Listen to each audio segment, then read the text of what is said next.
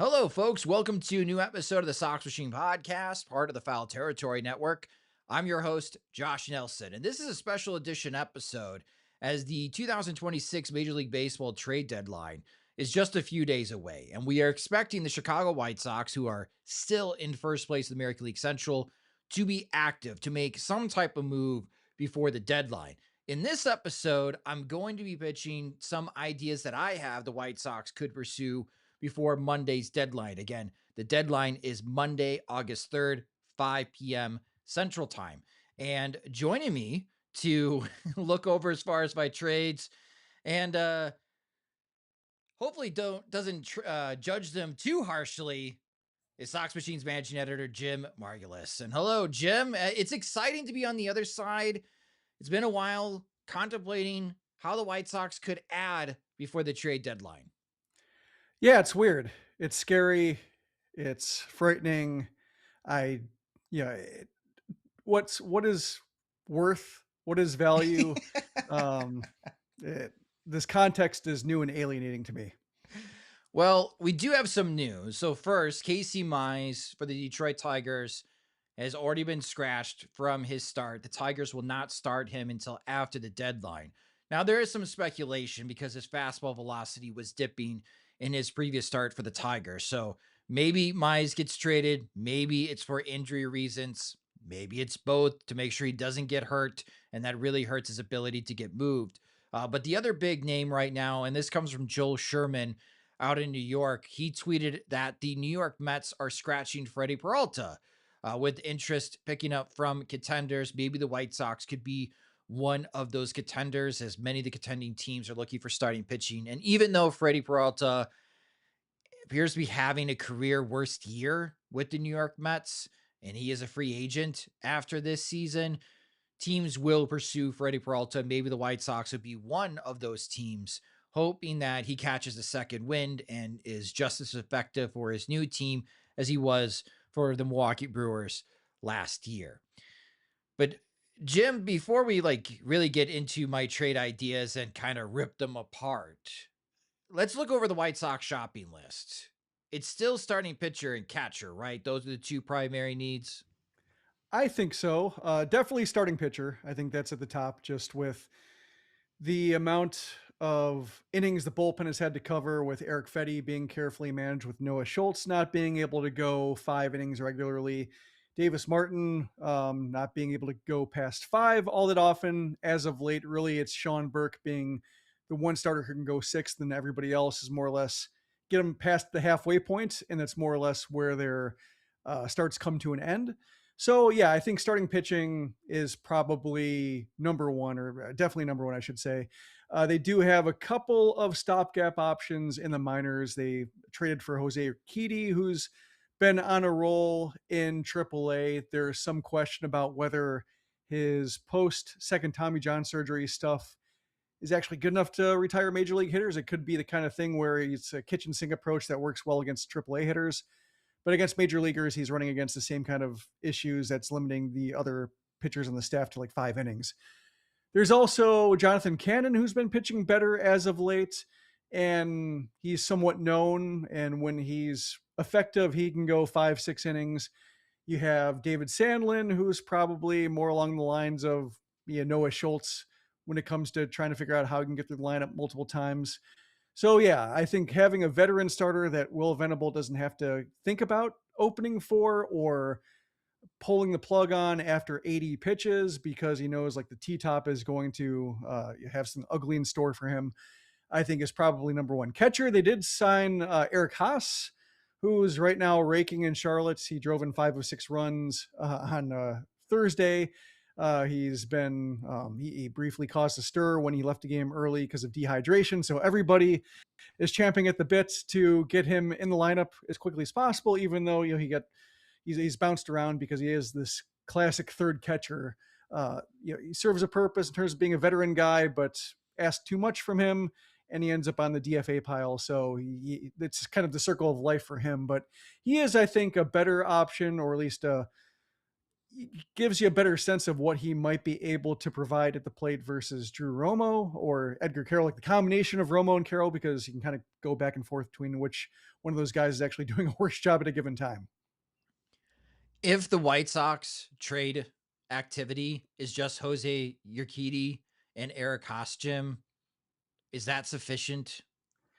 It would be disappointing. I think there's a wide range of guys who could help, or at least their presence could signal we tried something. Like Freddie Peralta, for instance, having a terrible season.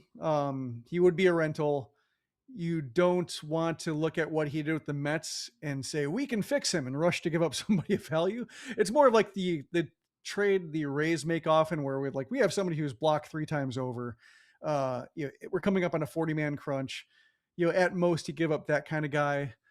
But if Peralta showed up and it was just Peralta, at least the front office could say, we added a pitcher who might be able to do something we have one idea for. The idea might not work, but if it doesn't, we can at least look back and say, we tried something. We brought in an external possible solution for a known problem. All the other prices we balked at because it just wasn't worth it, but at least we did something. We had something to show for our offseason. I think it reminds me a little bit of 2020. And although the circumstances behind that season were considerably different due to the pandemic and the shortened season, everything like that, Yeah. White Sox got off to a hot start. Looked like, oh, it's everything's coming together earlier than anticipated. And then they started tailing off at the end. And over the course of the trade deadline, that was weird. Rick Renteria wanted a starter.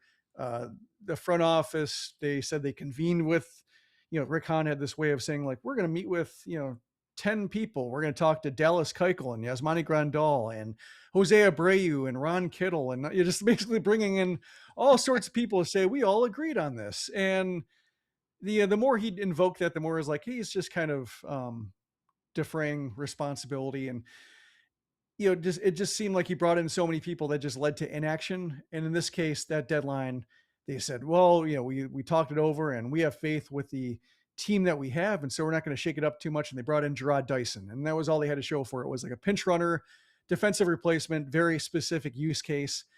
And Rick Renteria wanted a starter, and sure enough, you get to the postseason, and you have Rick Renteria bent over at the hips with his hands on his knees because he's trying to get his team through a opener / bullpen game, which he never practiced because he hated openers and hated the idea of bullpen games. And he tried to get something more, and the front office didn't give it to him. And then you look at years later in hindsight, well, that was one of 2 good opportunities they had with the core that they had built. And so I think you at least want to try to throw something at one of those known problems. So years down the line, when you're looking at missed opportunities, you can at least say, well, we tried something, which is Yeah. better than what the White Sox did in 2020. That is a very good history lesson to learn from for Chris Getz. Because I think if it's just Urquidy and Haas, that's an F for Chris Getz. That's not enough to add to your team to outlast Cleveland and Minnesota, Jim. I just don't think it is. I would call it maybe like a D minus. Like Haas is something like based on the catchers available and depending on the price that they command and given how many teams are looking for catchers, I could see Haas being, not meaningfully different from, like Freddie Fermin or anybody else we've talked about who might, command next to nothing, or, that's all you're looking to add to the position. If you have Kyle Teal coming back and you're still planning on Kyle Teal being around for, a 3 or 4 year window.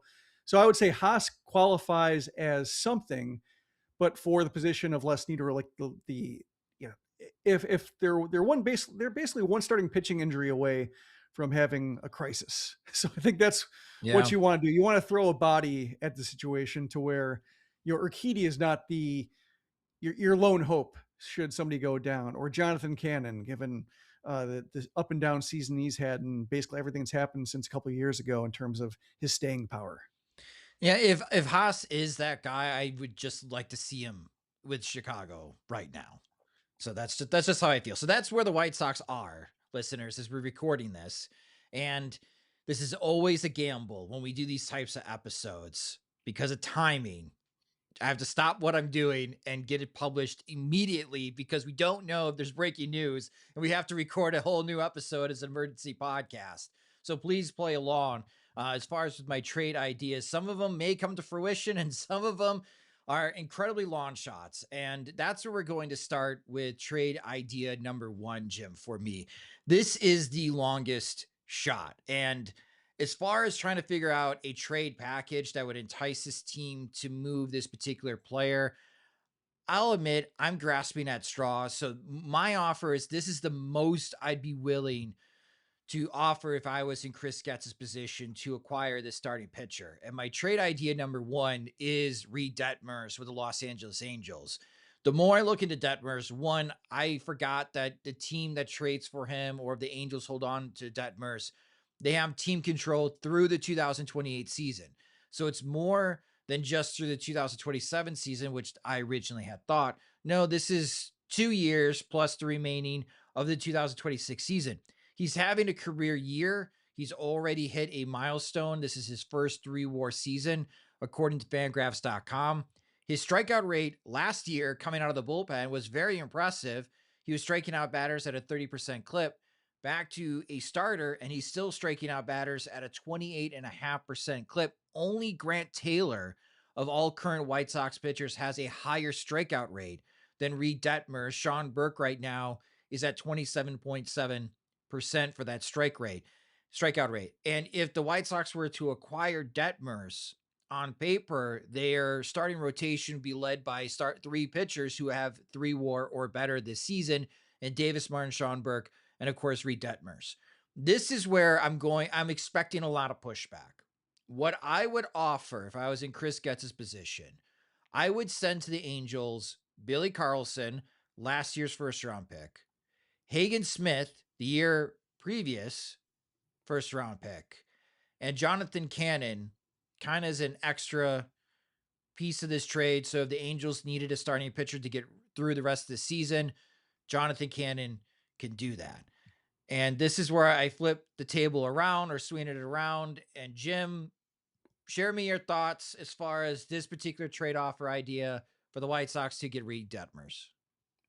I had to think about it for a while because there are a few different ways to look at it or approach it depending on your first impression of it. Like you look at it, you see Carlson and Smith, you see, oh, that's 2 first round picks. That's a lot for Detmers, especially since Detmers he's come back a little bit, but had an up and down season to where like he started rough and got into a real hot streak, and now I think he's leveled off into this, very credible mid rotation starter. Still, if he's starting game one or game two of a postseason, might feel a little bit itchy, but at least he misses bats, and you kind of understand why he would be there.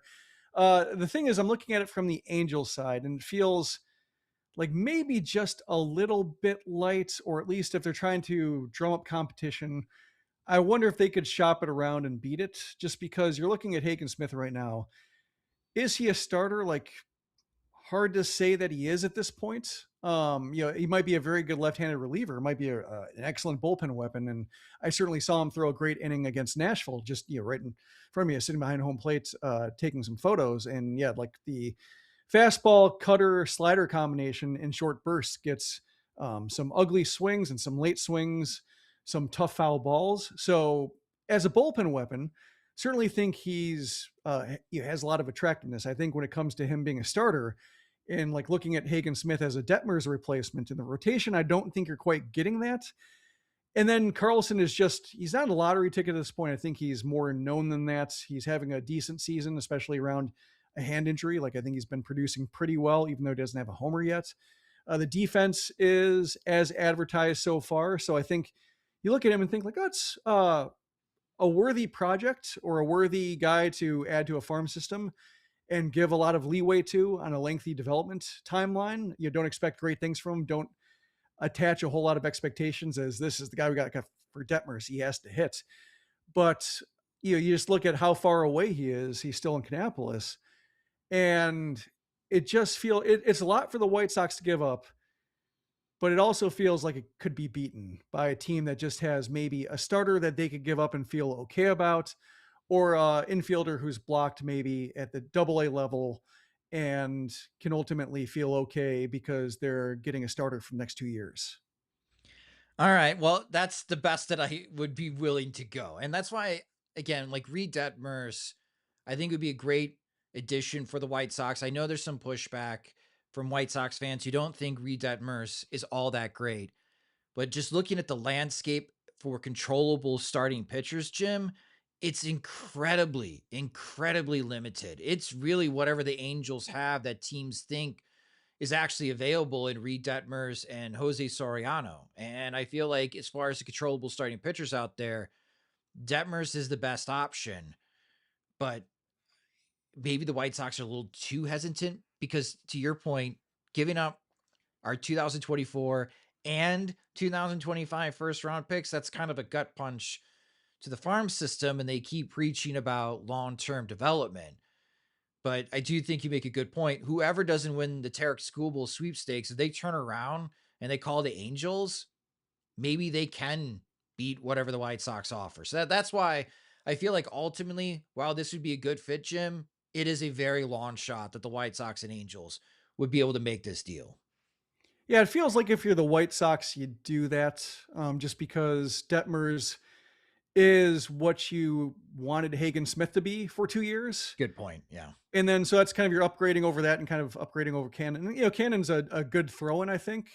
I think a team would be happy to have him as a third player. Well, perhaps like they could use him right away, given the way he's throwing right now in Charlotte. And So that was my line of thinking was like, here, you lose Detmers, here's Cannon, he can pick up his starts. yeah. So I think like Detmers is, if you're looking at, would you rather have Reid Detmers or Hagen Smith on the White Sox for the next 2 years? You probably say Detmers just because you need a starter for those 2 years. And then it becomes a matter of like, how much would you regret giving up Billy Carlson? And I think you could get by without him, given they just drafted Rock Chalowski, given that they have Caleb Bonham, given that Colson's, they have a whole lot of infielders right now. And so I think you can get by with taking a shot that Carlson won't become like the Keith Law projection of just possible 20 homers plus Gold Glove defense, being somebody you regret missing on the other side of the table like 3, 4, 5 years from now. Yeah, I would not be in the mood to swap out Billy Carlson for Caleb Bonham if the Angels came back and asked for that package. I would probably pass. I think highly of Caleb Bonham. It looks he might hit 30 home runs this year across multiple levels, Jim. And we know that the White Sox could use more right-handed power as Rock Chalowski makes his way or starts his way through the White Sox minor leagues. So as far as like untouchables, I don't think anyone's untouchable for the White Sox, but I would not give up Caleb Bonham for Reid Detmers. Now, if the White Sox do make any moves and they do trade as far as their prospects, or if you're interested in what other teams are doing as far as trading their prospects, our friends over at Baseball America, they are the best place to learn about all the prospects on the move this trade deadline season. So now through Monday, August 3rd, Sox Machine podcast listeners and viewers, you get 30% off your first year of any digital annual subscription. We use Baseball America a lot at Sox Machine. So we always strongly recommend the annual subscription through Baseball America. To get 30% off an annual subscription is absolutely huge. So go to baseballamerica.com, use promo code SoxMachine30. Again, that's promo code SoxMachine30 to take advantage of this sale at baseballamerica.com. And we'll be presenting more of my trade ideas after a quick word from our other sponsors. Hey, Howard. There are over 8 million drivers in the state of Illinois. With that many people on the road, accidents are bound to occur. I'm attorney Howard Ankin, and if you or someone you care about has been involved in an auto, rideshare, or trucking accident, I'm here to help. He has your number in his phone. Call my office for a free consultation at 312-6-million. I'm here when you need me. Injury law made personal, that's Ankin Law. My second trade idea, I think, is a little bit more realistic. We know, as Jim mentioned earlier, the White Sox need a catcher. And we talked about this in a past couple episodes, 3 targets. We even had Eric Kratz, a friend over at Foul Territory, join the show. He recommended Jonah Heim. I think ultimately I'm going to go with Tyler Stephenson of the Cincinnati Reds. And the reason is the bat. He has almost a league average weighted runs created plus. It's currently at 99. He's batting 251 with a 333 on base percentage. He's slugging 389. That's perfectly fine for a hitter in the bottom of the order. He walks almost at 11% rate. He has 8 homers and 29 RBIs. We can spend an entire podcast episode breaking down some of the defensive and game calling limitations for Edgar Caro and Drew Romo. But the reason why the White Sox need to upgrade at this position with the uncertainty of Kyle Teal's injury is that Drew Romo's weighted runs created plus is 45. And despite the 2 clutch walk-off hits from Edgar Caro this year, his weighted runs created plus is 35. That is so bad for your 2 catchers right now on the team that they really don't merit any at-bats in the major league level. So that's why I'm targeting Tyler Stephenson. And to exchange for Stephenson, I know a lot of White Sox fans like Riku Nishida, and I think that he can be a useful utility player in the major league level. He really feels like a Terry Francona type of guy. So be curious to see how the Reds would use Nishida. And then Gabe Davis. This is a project. This is a lottery ticket, 6'9", and he can throw up to 98 miles an hour. But again, Stephenson is going to be a free agent after this year. So this isn't going to be a huge prospect cost, at least in my opinion, for Stephenson. So Jim, it's your turn. Break it down. What do you think about this trade? I think it needs a little bit more. It was funny. I was watching Riku with Charlotte and Nashville this week, and I'm really glad he got the time in the majors this year because he's such a good minor league player. And it feels like a knock on him, but in terms of just how effective he is at AAA, how he helps the lineup, how he gives guys extra plate appearances in Birmingham and now in Charlotte, he's got a 320 batting average, 400 OBP, plays a few different positions. So like he is really good to have around on a AAA roster. He helps a team win. He creates opportunities for other guys. Teammates love having him around. Like he's a good clubhouse guy. And so I don't want to say like, it was good that he got those games in the majors because they won't happen again, but he has such a narrow window for providing, or another narrow path for providing major league value. He's got a good outfield arm. He can create havoc on the base paths and play small ball, but we saw it with the White Sox. It's really hard to just beat major league defenses with soft contact over and over and over again, the way that he can in the minors. So I don't know if he's somebody who is going to be attractive in a trade unless, he's like the third player involved, or if it's like, say, the prospect weight of like a Caleb Bonham and then Riku Nishida as well. I just think other teams can probably replicate that 26th man, good clubhouse guy, specific set of skills that Nishida brings. So that's why I don't know if he moves a needle much in terms of trade value. I think Gabe Davis is an interesting guy just because the physical tools are there. He seems like somebody who was underdeveloped in college to where like what he's had for a season so far in Winston-Salem, now in Birmingham, is pretty impressive for how quickly it's come together in terms of strike throwing. But he is reaching new innings limits. When he throws, he is, it's all kind of unknown. So I feel like if that's the deal, then I think you do it. Perhaps Davis turns into a monster because he's a big guy and he throws hard and he has a few different ways to get somebody out. But I think he's far enough away to where if that's the deal, I think the White Sox should do it. And I think the Reds can probably find at least one team offering somebody a little bit more certain that can get to the majors, just because like Davis is, I think he fits that project mold. And I think if he's leading the trade, then I think you need somebody a little bit stronger as the secondary piece to be a little bit more alluring. Okay. So right now in my first 2 trade offers, I'm light. It feels like, I wouldn't say it's light. It just feels like, in terms of value, in terms of like FV, like if you're putting feature value on, I think they're right on. It's just, I'm thinking about the Angels and how they value, or how Artie Moreno just wants like a couple name brand players. He just basically wants a roster and that's kind of it. And so I think, maybe, Carlson is just somebody who's too far away to, and somebody can plug in pretty quickly and get the fans off his back is probably, more to his liking. This one just feels like just how many teams need a catcher. Could they offer somebody who's, it might not take much more. I'm trying to think if there's anybody else in the system. Well, my other I bold wonder, idea was including Caro. Like, this is a deal where I would maybe send Edgar Caro and Gabe Davis to Cincinnati for Stephenson. that feels like something that could hold a little bit more appeal, just because Caro has shown the ability to do it. And if he rediscovers it, and it's hard to know with him if it's a case where last year was Caro's ceiling, and you see this sometimes with developing players, that they just try so hard to find ways to get around that or bust through it that they kind of make themselves worse. I think like Jared Kelenic is another one who, kind of fits that description of just trying so many swings and stances and adjustments and just getting further and further away from the guy who was like a useful platoon player with the Mariners. So yeah, if Caro's last year was his ceiling, then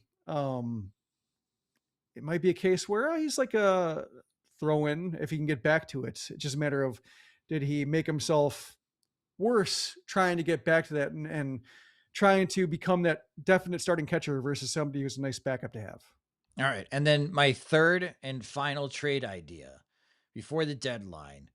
And I feel like this is maybe the most realistic target for the White Sox right now on the starting pitching front. And that is Robbie Ray of the San Francisco Giants. So Ray right now has a pretty big discrepancy when it comes to earned run average. It's currently 3.08, which for the OGs, that's great. His FIP is 4.37. So you're going to see a difference in terms of WAR on Baseball Reference and Fangraphs. Ray has already pitched 122 and 2/3 innings this year. He was excellent in his last outing against the San Diego Padres. Walks can be an issue with Robbie Ray, and his able to maintain fastball velocity over the course of the start has been into question. But Ray is still figuring out a way to go 5-6 innings in his starts. And with about $8 million left on his contract, as far as his deal originally with the Seattle Mariners going to be expiring after this season, the White Sox have said that they are willing to take on some money to lower as far as the impact on prospect cost. And I feel like Robbie Ray is a good target for that type of strategy, where I have a lot more confidence in his ability to start in the spots where Eric Fetty and Noah Schultz have been starting. And that will help the White Sox starting rotation, I think, solidify.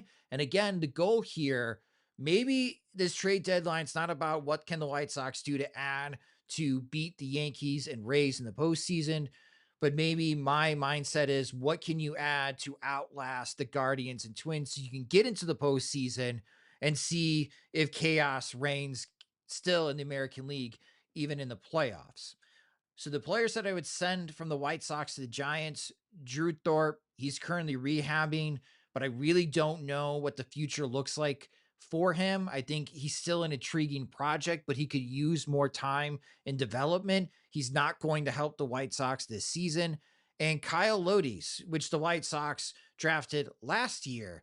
And with all the shortstops and middle infielders that the White Sox have, I think that he is probably most suited to be dealt by the Chicago White Sox, as there's going to be some roadblocks in his ability to reach the major leagues.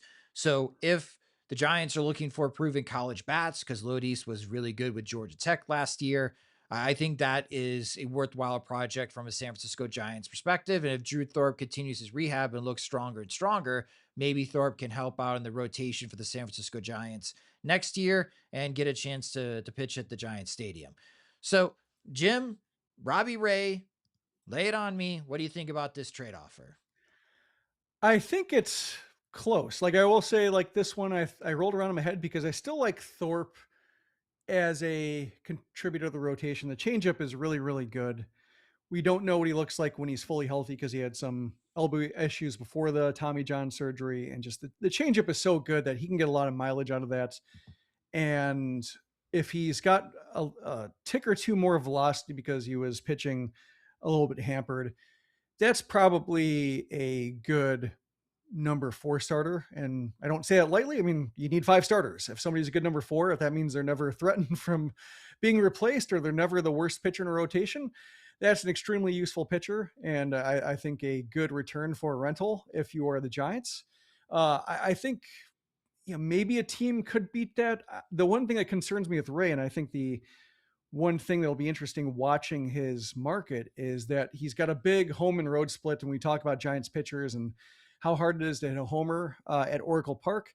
I immediately go to his splits, and he's got a 200 OPS or a 200-point OPS split between home and away. 785 allowed at home, 484 at home, 785 away. He's given up 10 homers in 57 and 2/3 innings versus 5 homers in over 65 innings at Oracle Park. So I think if you move him from Oracle to the Rays, you are inviting chaos. I think he's experienced enough to where, he's not a one-trick pony necessarily. He's had enough success in his career that he probably knows how to get away with his, with certain environments. And when he does go to a less friendly place to pitch, then he knows exactly the mistakes that he's less likely to get away with. So I wouldn't necessarily say, copy his road splits and then paste them in the home slot for the rest of the season. And it's that simple. But that would be the one thing that would give me pause in terms of just trying to get him to replicate his overall performance. Certainly somebody who helps. And it was funny. The one guy I was thinking about in terms of rental pitchers, in terms of comparable deals and what kind of prospect stock they cost, was Yusei Kikuchi a couple years ago.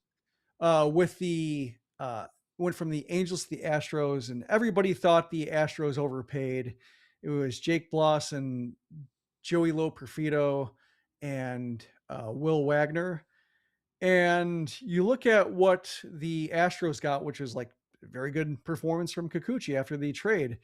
And Loperfido had some moments, but didn't quite stick. And I think he went back to the Astros, and Bloss got hurt. Like, the Astros did fine. They got slaughtered in the post-trade analysis because they did give up their number 2 and number 3 prospect. But it turned out like that it didn't hurt them basically whatsoever. In fact, they got Loperfido back. So if that was a lot, maybe it might cost the White Sox a little bit more. But I think between the money owed, the road splits, and just his overall effectiveness, and just he has some inefficiency issues to where I think he's less likely to go deep in a game than Detmers.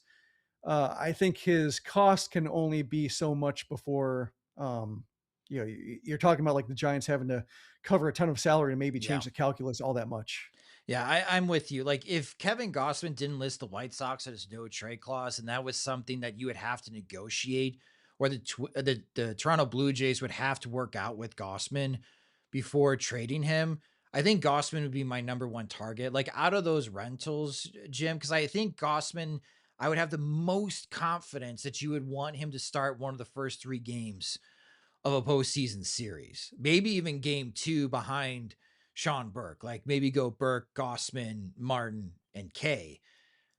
I think Ray, though, just being that veteran presence in the starting rotation, is a better option for the White Sox than Fedde and Noah Schultz moving forward. So that's why I think it's most realistic, like out of all the pitchers on expiring contracts, that's where I do see like the benefit of the White Sox adding Robbie Ray. The thing with Gausman, I wonder, is, when he signed that deal after the 2021 season, I'm thinking about like in terms of the White Sox reputation and being added to a no trade clause. I wonder if it is something where, how old is this no trade clause? That's a good point. Yeah, it's going back to the 2021. That's when he signed the deal, was after the 2021 season. So is it a case where the White Sox, have they improved their reputation enough?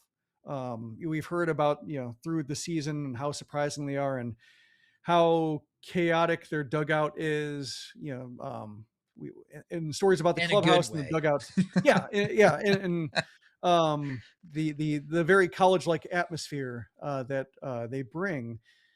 And I think Mike Vassell, others have said, what's going on in your dugout in the good way. Like people have noticed that, oh, these White Sox, there's something different going on there. I wonder if that carries over to Gausman having reasons for a no trade clause that may not exist. Perhaps he doesn't like Chicago. Perhaps he doesn't like, right fielder doesn't, he's heard bad things about the accommodations for, the off field stuff for his family or whatever. So perhaps like there's other reasons besides that, but that's something that when I saw he had a no trade clause, I thought, how old is it? And what information was he basing that off of? And has that information changed? Maybe it hasn't, but maybe it has. Milwaukee's on that list. What starting pitcher that's a veteran right now wouldn't want to be on the Milwaukee Brewers? Like the Brewers have a great chance of, well, not only reaching the postseason, but reaching the championship series and maybe the World Series this year. So I think you're right, Jim. Like it is fair to question how old is this no trade clause? Because if he made this in the last couple of months, maybe he just doesn't like the Midwest. But yeah, I mean, maybe he wants to drink less beer or something like that. Maybe. Chicago is the American version of Toronto, Kevin. Yeah. So come on over. Yeah, Gausman would be my number one option. We'll see if he's if he's willing to waive his no trade clause for the White Sox. White Sox, go get Kevin Gausman. I would really approve of that. But as far as the pitchers out there, I do think, again, Robbie Ray could help the White Sox. So those are my 3 trade ideas. We're going to take a quick break from a word from our sponsors. You guys also pitched your trade ideas to us, and we'll be sharing those next on the Sox Machine podcast. Welcome back to the Sox Machine podcast. Again, before we went to the break, we highlighted that you guys, our listeners, and those that watch our videos and our YouTube channel at youtube.com/Sox Machine, you guys pitched us some trade ideas as well. So we're going to share them now from one of our longtime supporters, Paul Riker on Twitter. This is a doozy, Jim. His pitch is that Mike Trout is going to pull a Jake Peavy and waive his no trade clause. The Chicago White Sox receive Mike Trout, Reid Detmers, and some cash, and the Angels receive Caleb Bonham, Noah Schultz, Shane Smith, and George Wilcow. That would be a headline-stealing trade. Very San Diego, like before the deadline. What is your instant reaction to this idea, Jim? Instant reaction is hell yeah.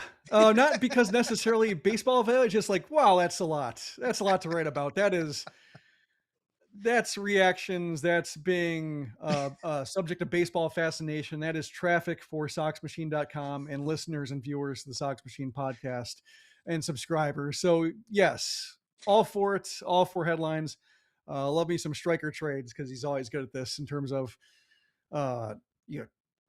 6-player deals, 3-player deals. That's I would not have thought of that name and don't know if anybody could leave the trade table without vomiting, either out of disgust or fear. But in terms of like, yeah, kind of makes sense. It's really Bonham is the only one that you feel huge regret about. I think, are the White Sox, and then it's just a matter of like how much cash. Because like if you're stuck with Trout, and I'm looking at his contract through 2030, so it's 4 more seasons after this, and he's somebody who hamstrings the White Sox ability to spend afterwards if his legs give out on him again. Like that could be a case where you just collapsed your whole, what you're trying to build because you can no longer add from the outside anymore. Yeah. But in terms of just fascination, I'm for it. Our next idea comes from Tony, and Tony wants to make a deal with the New York Mets, and he's got the Mets sending Clay Holmes and Luis Robert Jr. to the White Sox for Mason Edwards, Everson Pereira, and Kobe Shelton. And his idea is that the White Sox get a starter and a platoon option for Tristan Peters, somebody that's more reliable, that could hit left-handed pitching. What do you think about this trade proposal, Jim? Another fascinating one, just because it feels like Robert, given the cash owed to him, if you're taking on his entire deal, that probably takes some value away from Holmes. I think Holmes is somebody who could have a fair amount of value. And I think you're talking about Colby Shelton because Pereira is out of options. Like we've seen the White Sox struggle to keep him on the roster away. Like how much of a project do you want? I don't think he has much value. Mason Adams is a good 6 starter candidate right now. Could be a back end guy. I don't think he has a whole lot of bullpen value. If he gets to that point, he's more of like a kitchen sink, command oriented pitcher who can surprise you by getting through the lineup 2.5 times. Does that move a needle much? Do other teams have that kind of pitcher? Colby Shelton, I think, he's improved his stock quite a bit. Feels like you can probably do a little bit better if you're the Mets. Just because I think you're looking at Colby Shelton being the one guy who's improved his stock enough, certainly hit some tanks to where like, oh, there's some real power in there. And if you can cover left side of the infield spot, could be underappreciated. Could be a team, somebody takes interest in targets if they've been scouting the system. But I think that's probably a little bit light for Holmes, even with Robert eating into the deal. But I thought at first in terms of like, would they want Robert back? And it would really test the theory that, among the players who were previously in the rebuild core and, who are the players are happy to move on from, like Robert, for all of his injuries, really seemed like he wanted to be on the field and was trying. It just seemed like his body was built to a point that it just couldn't withstand the rigors of Major League Baseball. That would kind of test it because he does fit, like in terms of how Tony described, for a platoon partner for Tristan Peters in center field. Like, yeah, that's pretty good. You're getting the, no defensive drop off, and like it would be compelling. But it would be just a matter of, would the White Sox feel like they're reintroducing their past when they've worked so hard to shake it? That would be the one. Perhaps it'd be kind of BS if, like the whole thing, like, we can bring Robert and be fine. Everybody liked him. Wasn't his fault. If he gets hurt, it's no big deal. But yeah, it would be testing that theory of just, was he different from like the Eloy Jimenez, Yohan Moncada sector of just guys who weren't leaders and kind of actively, or not actively, but just maybe helped create this environment of just nobody's trying all that hard. And then finally, from SoxMachine.com, from one of our supporters, Hawk, checking on Fraser21. So 3 ideas he has. Get Kevin Gausman for Blake Larson and Kai Bush. White Sox acquire Freddie Peralta for Kyle Lodice and a lottery ticket. And the White Sox acquire Jonah Heim from the Athletics for Ryan Burroughs. So very similar thought process like I had in acquiring 2 starting pitchers and a catcher. So what do you think about, if the White Sox are able to pull this off, then I think this would be a great trade deadline. And the instant reaction for everyone that covers the White Sox was Chris Getz did a very good job, and he added depth to the starting rotation. He found a better catcher to buy time until Kyle Teal returns. Like Chris Getz would be graded very favorably if the White Sox were able to pull this trade off. That's my thought, Jim. But what are your thoughts as far as acquiring Gausman, Peralta, and Heim? Especially Gausman for 2 guys who aren't pitching and haven't been able to stay on the mound. That would be, I think if you're Toronto, you're irate if that's what you get back for Gausman. Like Larson's had 4 2/3 innings of major league experience, had Tommy John surgery, and then a lat strain cut his first season short after 3 outings. Bush had Tommy John surgery. I think he's had shoulder issues since. So he's had trouble rehabbing. So I think that deal I think would get you pilloried if you are the Blue Jays, and that's the best you could do. Unless like somehow he's wielding his no trade clause, that is the best you can do. But it really does seem like that is thoroughly beatable. Peralta would be just, how bad is it? Like, because he's not pitching well for the Mets, and like it's not going well. Like, you don't want to give up much more than Lodice. It feels like a team could probably do, like, I almost feel like I'd give up Burrow, like, or flip it and say like Burroughs instead of Lodice in that spot might do it, because Burroughs just got to Double-A. He's been outplaying Lodice at High A and has a little bit more versatility on his side. And, maybe he's better. It's tricky there, but like Peralta, just the way he's pitching and the way how bad it's been for the Mets, you don't really want to go much more before balking and say like, we've made a mistake by thinking we could like just the way the Mets thought they were pulling a fast one on the White Sox by getting Luis Robert and saying we can keep him healthy. It'd be the same thing to me, just getting Peralta and saying, we can fix him. We can get him being back to a postseason starter in 2 months. So that would be a kind of a flip of that. Heim, I think his market's probably good enough to where you have to pony up more than Burrows, but probably not much more. Just a matter of like a better player, but one you don't need. And Burrows fits that position in terms of so much redundancy up the middle for the White Sox to where you could trade him for somebody. It just feels like the White Sox could trade him for somebody who's closer, somebody who's like probably, in AAA versus just got to AA, being more major league ready and providing the same kind of future value and ceiling. So yeah, I like the three players. Gausman will cost more.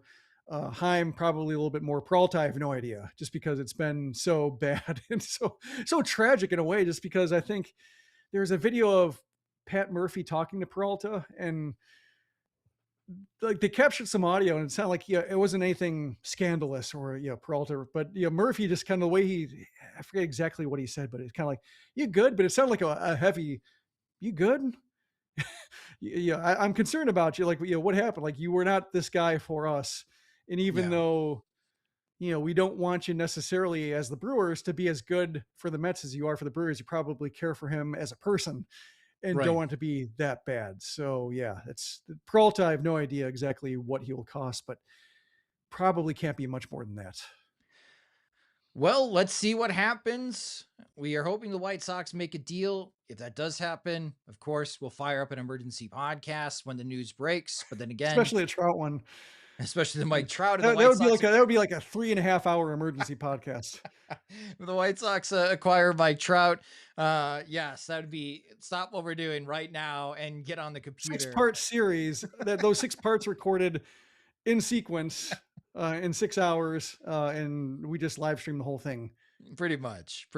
But again, our friends at Foul Territory are going to be having their MLB Trade Deadline show. That's going to start at 12 p.m. Central Time and go all the way up to the deadline at 5 p.m. Central Time.